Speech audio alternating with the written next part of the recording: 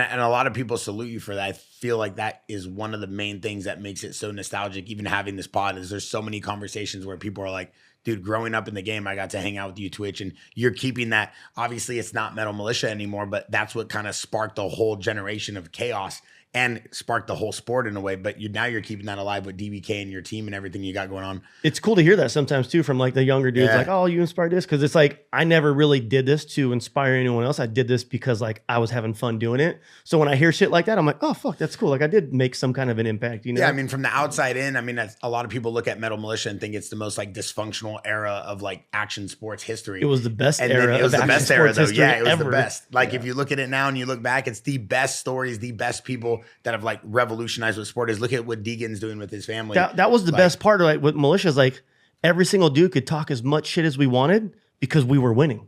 So it didn't matter what we said. We would get away with so much extra shit because we would back up what we were saying. Yeah, you guys were all insane. The things you guys were doing on bikes and the fights you guys were starting and the swag and the chaos, like everybody wanted to be those guys. I have a question. What do you think about the Deegan Shimoda, like Deegan, you know, talking, racing 450s, testing the waters a little bit, but now staying in 250s? What do you have an opinion on that? I love all these young kids, dude. I love it. Yeah. Like, I'm glad we have some parity in it. You know, like you've got you like the the Lawrence intensity? brothers are there at the top, and I mean, you got to have somebody nipping at that heel. Like it's just good for the sport and all these kids. It's good to have.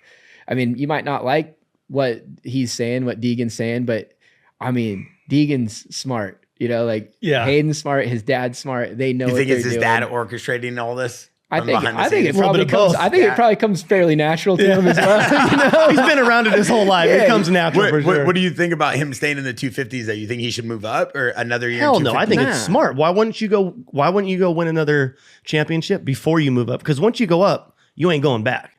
And it's like if you go win, you get the manufacturer bonus for $1 million. You're stoked. Like, why would you not go do that? And I think if he would have went out and just dominated at World Supercross, like it probably would have made that decision a little bit harder for him. But he's got another year to go just break records on 250s, another year to prepare for the Lawrence brothers and everybody in the 450 class. Learn a 450. The guys that are good, the older generation's getting older. And I love that, like, Anderson, Tomac, like those guys, like they're making a last stand. Like they're like 34, 35 years old and they're not badasses still. But they're so good, dude. They're still so good. I'm so proud of those guys. I mean, look at Dungy. Like he came back and still was a top 5 dude and he didn't race for a long time, dude. Like, so it's cool to see dudes like still want to ride their bike at that age when they could have retired years ago and not done nothing for the rest of their life and been chilling. But with the speed and like kind of like you're saying, like the roster right now in the 450 class, especially with Jet and Hunter, would Deegan have been able to come in and be as impactful as everybody thinks he was going to be from a racing standpoint? No drama, no like issues.